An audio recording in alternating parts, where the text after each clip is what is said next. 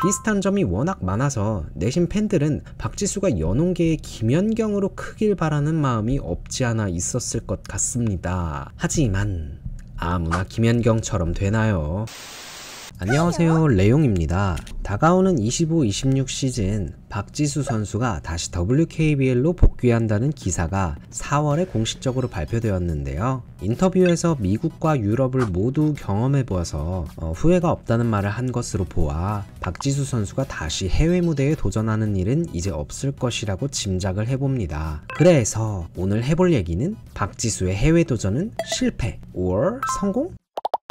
사실 엄청나게 성공적인 해외 진출이었다 라고 말하기엔 아쉬움이 남고, 그렇다고 실패라고 말하기엔 3시즌이나 WNBA에서 살아남았고 유럽에서도 방출당하지 않고 계속 뛰었으니 실패라고 표현한다면 너무 내려치는 느낌이 없지 않아 있는 것 같습니다. 그럼 박지수 선수가 처음 WNBA에 드래프트 되었던 2018년부터 살펴볼까요? 제가 생각하는 박지수의 해외 무대 도전은 첫 단추부터 운이 따라주지 않았다고 보여집니다. 2018년 WNBA 2라운드 5순위로 지명이 되었는데 미네소타에 지명되었다가 곧바로 라스베가스로 트레이드가 되었죠. 이 라스베가스에 가게 된 것 자체가 우선은 팀 운이 따라주지 않았다고 생각이 들어요. 차라리 이때 인디애나 같은 팀에 갔더라면 어땠을까? 인디애나가 지금이야 케이틀린 클락을 뽑으면서 엄청난 이슈몰이를 하고 인기 구단으로 떠오르고 있지만, 클락이 입단하기 전 인디애나는 거의 켈시 미첼 혼자 농구하는, 이런 말 하긴 좀 뭐하지만 WNBA의 하나원 큐? 같은 구단이었습니다. 그때 인디애나는 딱히 우승을 노릴 만한 멤버도 아니었기에 만약 인디애나에 지목되었다면 커리어를 쌓긴 어려웠어도 게임을 많이 뛰며 WNBA에서 살아남을 수 있는 플레이 스타일을 익혔을지도 모르겠다라는 생각이 듭니다.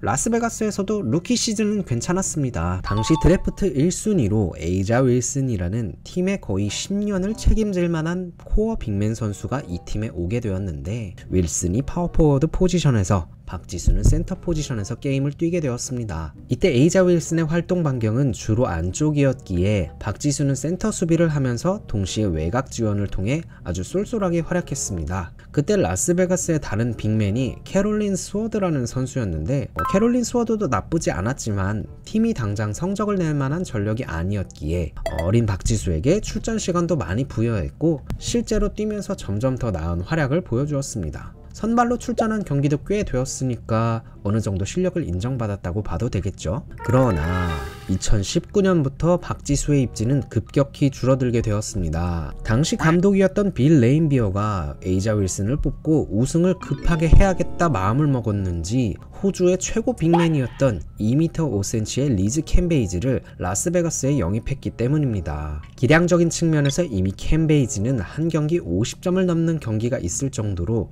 박지수와는 차이가 심했고, 캠베이지의 백업으로 뛰던 시간도 점점 데리카 햄비에게 밀리기 시작하면서 결국 출전 시간이 반 토막이 아니라 거의 3분의 1 토막이 나며 벤치를 지키게 됩니다. 거기다 라스베가스에서 뛰는 가드들 역시 팀플레이를 하기보단 개인기에 의한 공격을 우선시하는 선수들이 많았기에 가비지 타임에 출전을 했어도 1대1의 약점이 있던 박지수가 득점을 많이 하거나 눈에 띄는 활약을 하기는 어려웠습니다. 그래도 이때까지는 아직 어리고 잠재력이 있는 나이였기에 계속해서 WNBA에서 활약할 여지가 남아있었죠. 그런데 2020년 코로나가 터지면서 온 세상이 마비가 됩니다. 이때 WKBL도 중간에 시즌이 종료되어 버리고 WNBA도 시즌을 무기한 연기했었으나 2020년 7월에 IMG 아카데미에서 단축 시즌으로 경기를 재개한다는 소식이 전해지죠. 거기다 코로나로 인해 캠베이지가 WNBA를 불참한다고 밝혔고, 박지수로서는 출전 시간을 부여받으며 다시 게임을 뛸 수 있는 절호의 찬스였으나 아쉽게도 불참 선언을 하며 이 시즌을 포기하게 됩니다. 이때가 박지수의 WNBA 커리어 중 제가 생각하는 가장 아쉬웠던 기회인 것 같습니다. 물론 그때의 사회적인 분위기나 정황상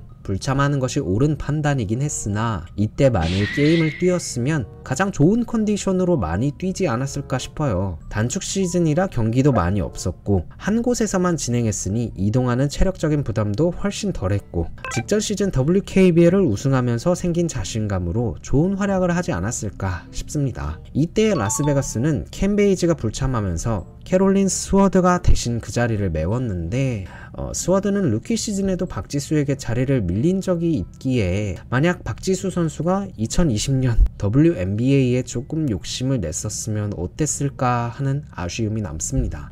이제 마지막 시즌인 2021 시즌 얘기를 해보자면 다시 켄 베이지가 시즌 참여를 선언했고 첼시 그레이라는 특급 포인트 가드를 영입하며 라스베가스는 대권 도전에 나서게 됩니다. 박지수는 벤치에서 간혹 나와 좋은 활약을 하기도 했지만 결국 루키 시즌만큼의 출전 시간은 가져가지 못했고 팀은 4강에서 피닉스에게 패배하며 플레이오프를 탈락하게 됩니다. 근데 정말 어이없는 게 빌 레인비어 이 하라방탱이 말이죠. 센터 수집병이 있는지 박지수가 간간히 나와서 괜찮게 활약했음에도 비슷한 스타일의 수비형 센터인 키아 스톡스를 시즌 중간에 영입을 하거든요. 이때 박지수의 멘탈이 많이 흔들리지 않았을까 싶어요. 제가 생각했을 땐 키아 스톡스가 딱히 박지수보다 나은 점이 없거든요. 막 수비를 정말 스페셜리스트처럼 잘하는 선수도 아니고 스톡스랑 박지수랑 비슷한 수비 레벨이라 치면 스톡스는 공격이 아예 전무하다 싶은 선수인데 왜 빌 레인비어 이 하라방탱이가 스톡스를 중간에 영입을 했는지 앞에서는 박지수를 신뢰하는 척 다른 팀에 보내주지도 않으면서 뒤로는 스톡스 영입하고 경기 투입은 하지 않고 정말 다시 생각할수록 괘씸한 하라방탱이입니다. 박지수의 해외 활동에 가장 해가 되었던 인물을 꼽자면 저는 이 빌 레인비어 할배인 것 같아요. 그렇게 박지수의 마지막 WNBA 시즌은 오히려 좌절감을 안겨준 채 종료가 되었고 이후에 라스베가스 감독이 베키 해먼으로 교체가 되어 새로운 국면을 맞게 되지만 박지수는 공황장애로 인해 농구를 잠시 중단하였고 또 공교롭게도 이 시즌에 라스베가스가 팀 창단 첫 챔피언에 등극하게 됩니다. WNBA는 이렇게 커리어가 종료되고 작년 갈라타사라이까지 해외 도전은 계속되었는데 불러주는 곳은 있으나 뭔가 임팩트 있는 모습을 보여주진 못한 것 같아 아쉽습니다. 박지수 선수가 처음에 해외 진출을 한다고 했을 때 머릿속에 떠오른 인물은 바로 여자 배구의 김연경 선수였는데요. 구기 종목 스포츠인 것도 비슷하고 한국에서 나오기 힘든 장신의 피지컬을 타고난 것, 국내 리그에서는 이미 우승까지 해서 더 높은 곳을 바라보는 선수였다는 점 등 비슷한 점이 워낙 많아서 내심 팬들은 박지수가 연홍계의 김연경으로 크길 바라는 마음이 없지 않아 있었을 것 같습니다. 적어도 루키 시즌까지 WNBA에서 성공적으로 안착하는 것처럼 보였으니까요. 하지만 아무나 김연경처럼 되나요? 김연경 선수는 압도적 실력으로 텃세를 부리던 해외 선수들을 입국닷 시킨 것도 있지만 타고난 성격이 외향적이고 좀 도전적이면서 너 나를 건드려? 나도 가만히 있지 않아 이런 타입이라면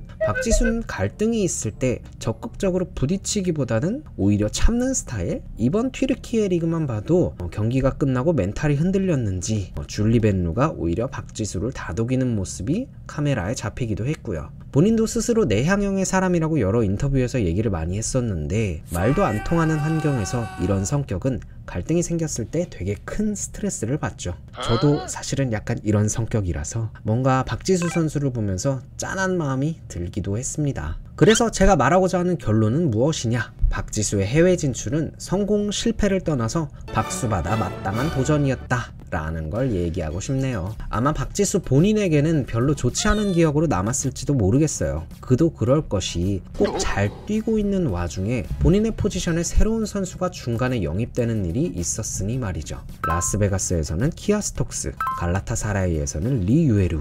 이건 마냥 그 감독들을 미워할 게 아니라 박지수 선수가 감독들에게 그만큼의 믿음을 주는 경기를 보여주지 못한 것도 원인이 있다고 생각이 듭니다.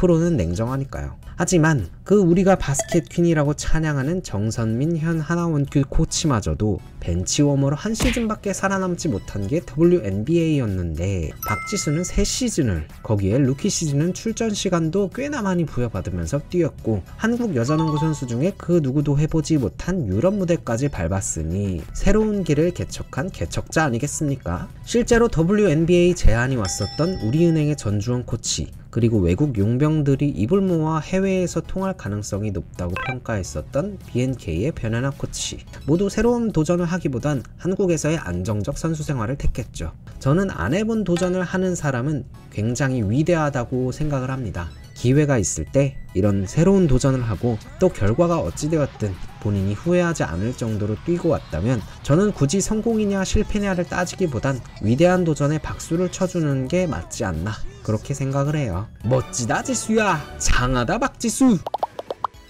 무튼 박지수의 WKBL 합류로 KB스타즈가 압도적인 1황이 되어버린 올 시즌, 유일하게 견제할 만한 팀이었던 우리은행도 공중분해되고 다가오는 리그는 애들 잔치에 어른 하나 끼어있는 그런 느낌이겠어요. 하지만 박지수의 WKBL 컴백을 저는 응원하고 또 건강하게 농구하는 모습을 기대해봅니다. 제가 하고 싶은 말은 여기까지고요. 혹시 또 영상을 만들고 싶어질 때 다시 찾아올게요. 그때까지 모두 안녕.